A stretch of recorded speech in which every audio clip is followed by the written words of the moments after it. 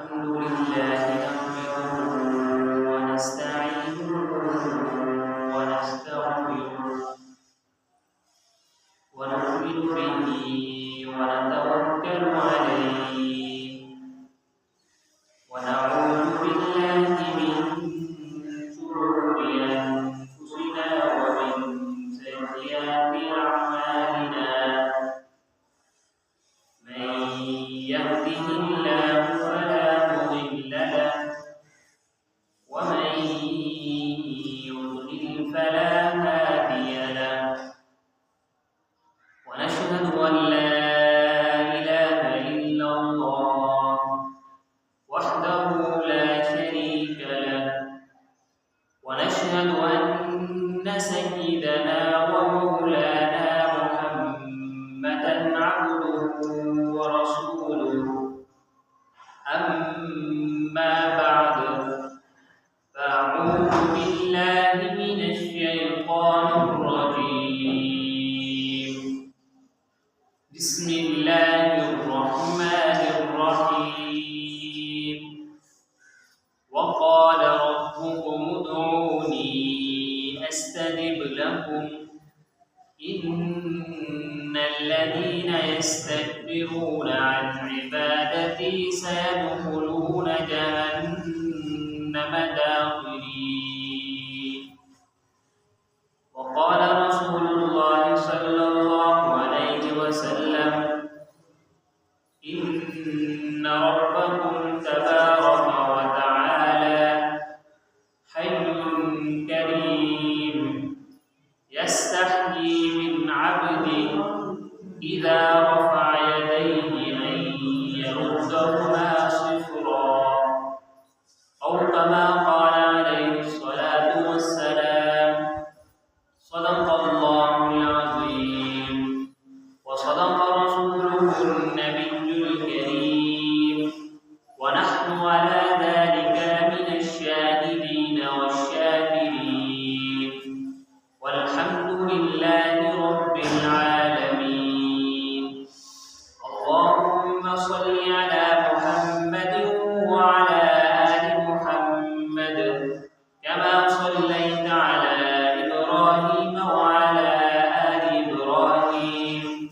إنك حميد مجيد اللهم بارك على محمد وعلى آل محمد كما باركت على إبراهيم وعلى آل إبراهيم إنك حميد مجيد محترم दोस्तों बुजुर्गों अल्लाह तबारक व तआला का बहुत बड़ा एहसान और करम है कि अल्लाह ताला ने हमें आज जुमे के लिए मस्जिद में आने की तौफीक अता फरमाई है।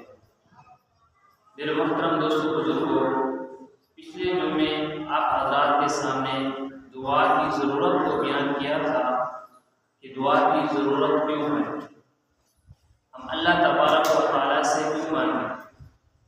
तो इसकी वजह यही थी कि हमारी सारी ज़रूरत और सारी हाजात सिर्फ अल्लाह तबारक व तआला ही पूरे करने वाले हैं। अल्लाह तबारक व तआला के अलावा कोई और ज़ात नहीं है जो हमारी हाजात और हमारी ज़रूरियात को पूरा करे। तो आज के जुमे के अंदर हम दुआ की कैफियत के बारे में आपको बताएंगे कि जब दुआ की जाए उस वक्त हमारी कैफियत क्या होनी चाहिए। मेरे मोहतरम दोस्तों बुजुर्गों, जब अल्लाह तबारक व तआला किसी से मोहब्बत करते हैं या किसी के ऊपर अल्लाह तबारक व तआला करम वाला मामला करते हैं तो फिर उससे आपने से मांगने की तौफीक अता फरमाते हैं। दुनिया में कोई इंसान ऐसा नहीं है जो ज़रूरियात से बेनियाज हो। ये कोई इंसान आपको दुनिया के अंदर ऐसा नहीं मिलेगा जिसको कोई ज़रूरत भी ना हो, जिसको कोई हाजत भी ना हो। किसी इंसान को कोई ना कोई ज़रूरत पेश जरूर आती है, चाहे उस ज़रूरत का ताल्लुक दुनिया से हो या उस ज़रूरत का ताल्लुक आखिरत से हो। انسان کو ضرورت پیش آ جاتی ہے۔ دنیا کی ضرورت کیا ہے؟ کہ انسان کو دولت مل جائے، مال ملے، عزت ملے، رزق ملے، شہرت ملے اور وسائل ملے، جس سے وہ دنیا کی زندگی خوشحالی سے آباد کر سکے، اپنی زندگی کو خوشحال کر سکے۔ ایسے ہی ان چیزوں کی انسان کو ضرورت ہوتی ہے کہ جس سے انسان کو خوشیاں ملی ہیں، ایسی چیزیں اختیار کریں، ایسے اسباب اختیار کریں کہ جس سے وہ خوشیاں ان کی بچی رہیں، خوشیاں ان کی برباد نہ ہوں۔ جس طرح یہ دنیا کی انسان کی ضرورت ہے، اسی طرح آخرت کے اندر انسان کو انعامات، ہمیشہ کی زندگی، ہمیشہ کی خوشی، جنت اور موت کی فکر سے دور اور اللہ تعالیٰ کی رضا ہو، یہ ہر انسان چاہتا ہے، یہ ہر انسان کی ضرورت ہے۔ یہ ساری ضرورت پورا کرنے والی ذات صرف اللہ تعالیٰ کی ہے۔ یہ اللہ کے فضل، احسان، کرم اور نیک کام کی کثرت کے ساتھ یہ چیزیں حاصل ہوتی ہیں۔ اسی وجہ سے اللہ تبارک و تعالیٰ نے قرآن پاک کے اندر ارشاد فرمایا ہے، وقال ربکم ادعونی استجب لکم، تمہارا رب کہتا ہے کہ تمہیں مجھ سے مانگو، تم مجھے پکارو، میں تمہاری پکار کو قبول کروں گا، میں تمہاری دعا کو قبول کروں گا۔ ان الذین یستکبرون عن عبادتی، جس شخص نے میری عبادت کا انکار کیا، مجھ سے مانگنے کا انکار کیا کہ مجھے دعا کی ضرورت نہیں ہے، کیونکہ دعا بھی ایک عبادت ہے، مجھے عبادت کی ضرورت نہیں ہے، تو یہ تیرا اسلام سے خارج ہے۔ سیدخلون جہنم داخرین، پھر اس شخص کو اللہ تبارک و تعالیٰ جہنم کے اندر داخل کریں گے۔ اسی وجہ سے کوئی انسان دنیا کے اندر ایسا نہیں ہے جو ضروریات سے بے نیاز ہو۔ اب ہمیں یہ سوچنا چاہیے کہ جب اللہ کے سامنے اپنے ہاتھ ملائیں، اللہ تبارک و تعالیٰ سے جب ہم مانگے تو اس وقت ہماری کیفیت کیا ہونی چاہیے، ہمارے دل کی صورت حال کیا ہونی چاہیے؟ پہلی بات یہ کہ جب ہم اللہ سے مانگے اس وقت ہماری کیفیت یہ ہونی چاہیے کہ ہم سب اللہ کے محتاج ہیں۔ مانگتے وقت پہلی کیفیت یہ ہونی چاہیے کہ ہم سب اللہ کے محتاج ہیں، اور اس محتاجی کو اپنی سب سے بڑی ضرورت سمجھیں کہ سارے کے سارے ہم اللہ کے محتاج ہیں۔ دوسری بات، جب ہم مانگے تو ہماری کیفیت یہ ہونی چاہیے کہ اللہ کی ذات رحم و کرم کرنے والی ہے، اللہ کی ذات کی عظمت، بزرگی، رفعت، اللہ کی محبت، اللہ کے انعام ہمارے دل کے اندر جمع ہونی چاہیے۔ ہمارے دل کے اندر یہ کیفیت ہونی چاہیے کہ سب اختیار اللہ تبارک و تعالیٰ کے پاس ہے۔ وَرَبُّكَ يَخْلُقُ مَا يَشَاءُ وَيَخْتَارُ، کہ سب اختیار اللہ تبارک و تعالیٰ کے پاس ہیں۔ اگر اللہ تبارک و تعالیٰ چاہیں گے تو ہمیں خوشی نصیب ہوگی، اگر اللہ تبارک و تعالیٰ چاہیں گے تو ہماری بیماری دور ہوگی، اگر اللہ تبارک و تعالیٰ چاہیں گے تو ہماری حاجت پوری ہوگی، اگر اللہ تبارک و تعالیٰ چاہیں گے تو پریشانی ختم ہوگی، اگر اللہ تبارک و تعالیٰ چاہیں گے تو مصیبت دور ہو جائے گی، اگر اللہ تبارک و تعالیٰ چاہیں گے ساری مصیبتیں، ساری تکلیفیں دور ہو جائیں گی۔ یہ یقین ہونا چاہیے، کیفیت ہونی چاہیے مانگتے وقت۔ وگرنہ اگر اللہ تبارک و تعالیٰ نہیں چاہیں گے تو کوئی پریشانی بھی دور نہیں ہوگی، کوئی مصیبت بھی دور نہیں ہوگی، پھر پریشانیوں کا، مصیبتوں کا، بیماریوں کا منہ دیکھنا پڑے گا۔ تو مانگتے وقت ہمارے دل کے اندر یہ کیفیت ہونی چاہیے کہ اللہ کی ذات رحم کرم کرنے والی ہے، اللہ کی ذات کی محبت ہمارے دل کے اندر ہونی چاہیے، اور اس یقین کے ساتھ مانگے کہ اللہ تبارک و تعالیٰ جو ہم مانگ رہے ہیں اس کو ضرور قبول کریں گے۔ تو تیسری بات یہ ہے کہ مانگتے وقت ہماری کیفیت یہ ہونی چاہیے کہ سب خزانوں کا مالک اللہ تبارک و تعالیٰ ہے۔ سب خزانوں کا مالک کون ہے؟ اللہ تبارک و تعالیٰ۔ وَلِلَّهِ الْعِزَّةُ وَلِرَسُولِهِ وَلِلَّهِ خَزَائِنُ السَّمَاوَاتِ وَالْأَرْضِ، آسمانوں اور زمینوں کے خزائن اللہ کے پاس ہیں۔ جب ہم اللہ کی بارگاہ کے اندر ہاتھ اٹھائیں تو ہمارے دل کی کیفیت یہ ہونی چاہیے کہ سب خزانوں کا مالک کون ہے؟ اللہ تبارک و تعالیٰ۔ اور اس کے ساتھ ساتھ ہمیں اپنے گناہوں کے اوپر ندامت بھی ہونی چاہیے، ہمارے گناہوں پر ہمیں احساس بھی ہونا چاہیے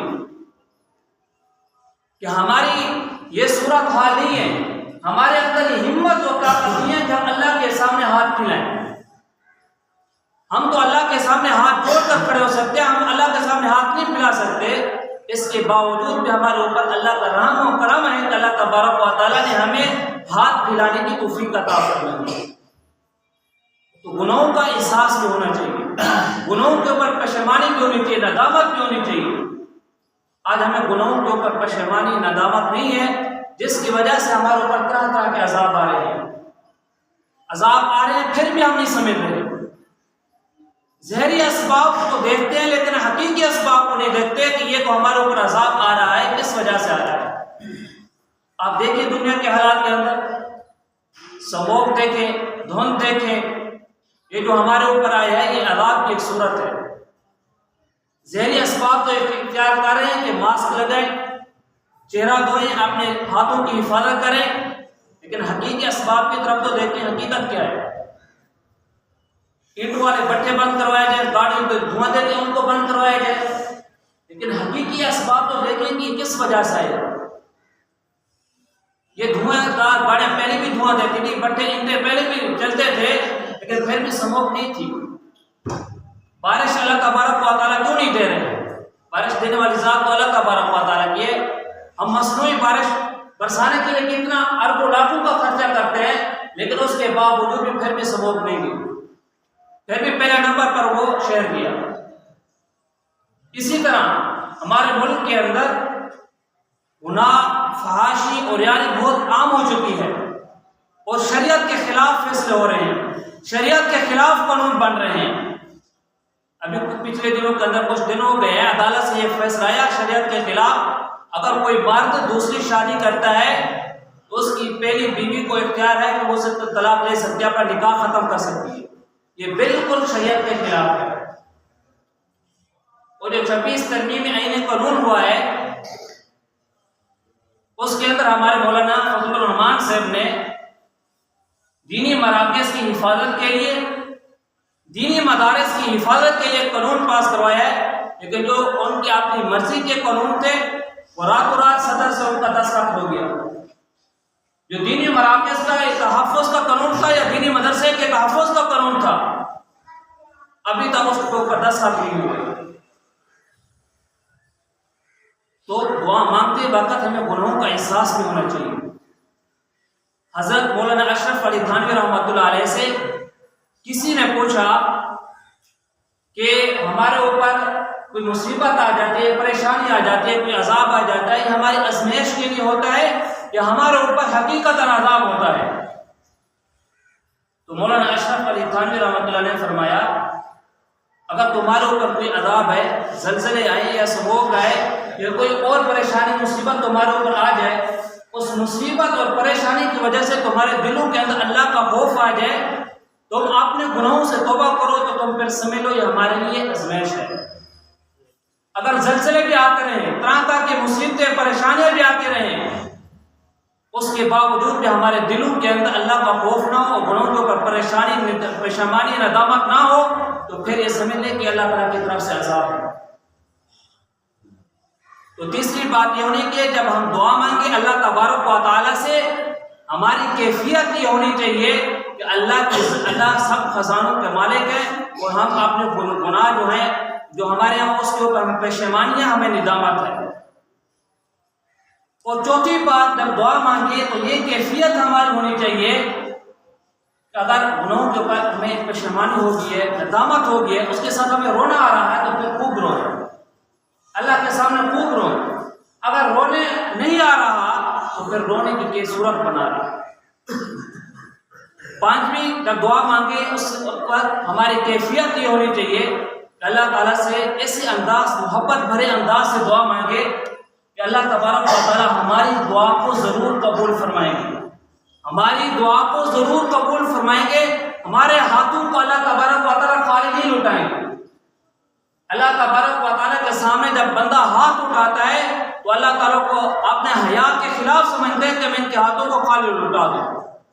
آپ صلی اللہ علیہ وسلم کا فرمان ہے، سنن ابو داؤد کے اندر حدیث موجود ہے، آپ صلی اللہ علیہ وسلم نے فرمایا ان ربکم تبارک و تعالی حی کریم یستحیی من عبدہ، کہ تمہارا رب مہربان ہے، حیا کرنے والا ہے، اپنے بندے سے حیا کرتا ہے، اذا رفع یدیہ ان یردہما صفرا، جب وہ اپنے ہاتھ میرے سامنے اٹھاتا ہے تو میں اپنے حیا کے بعد کیا سمجھتا ہوں کہ میں ان کے ہاتھوں کو خالی لٹا دوں۔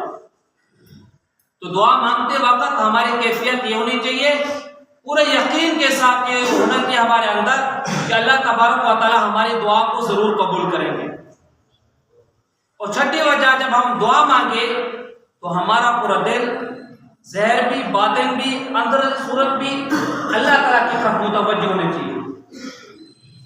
ہاتھ اٹھائے ہوئے ہیں لیکن ہمارا دل، ہمارے خیالات دوسری طرف ہیں تو یہ دعا قابل قبول نہیں ہوگی۔ لاپرواہی اور غفلت سے بچیں۔ لاپرواہی اور غفلت ہمارے اندر ایسی بیماری ہے جو ہمیں نظر نہیں آ رہی، جس کی وجہ سے ہم بہت ساری عبادات سے محروم ہیں۔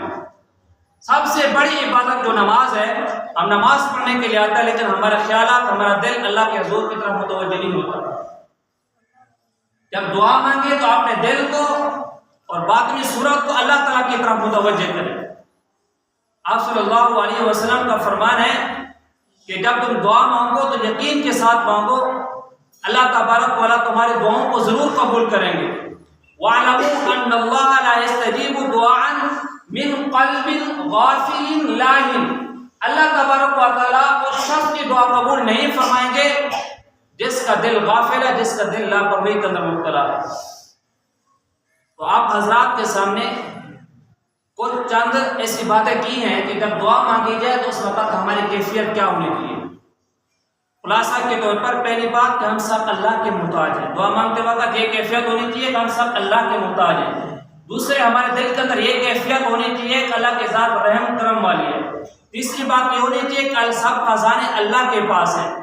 چوتھی بات یہ ہے کہ جب ہم دعا مانگ رہے ہوں، ہمیں جب گناہوں کے اوپر پشیمانی ہوگی تو ہم اللہ کے سامنے روئیں، گڑ گڑائیں۔